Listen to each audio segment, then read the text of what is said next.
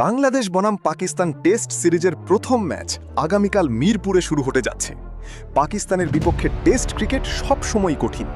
Pace bowling, spin আর condition সব মিলিয়ে এটা একটা চ্যালেঞ্জিং সিরিজ।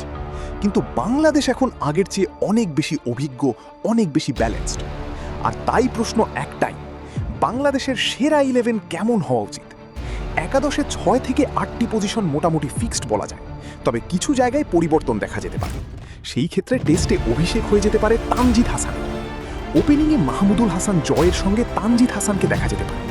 3 নম্বরে মমিনুল হক, 4 নম্বরে নাজমুল হোসেন শান্ত, 5 নম্বরে মুশফিকুর রহিম, 6 নম্বরে লিটন দাস, 7 নম্বরে মেহেদী হাসান মিরাজ। এই পর্যন্ত বলা যায় মোটামুটি ফিক্সড। মিরপুরের স্পিন পিচে দলে অতিরিক্ত স্পিনারের সুযোগ থাকতে পারে, তাই তাজুল ইসলাম এবং নাইম হাসান এই দুজনকেও এই দলে দেখা যেতে পারে। পেস ইউনিট সামলাবেন তাসকিন আহমেদ এবং বাঁহাতি শরীফুল ইসলাম। আপনার কি মনে হয়, তিনি কার সুযোগ পাওয়া উচিত? কমেন্ট করতে ভুলবেন না।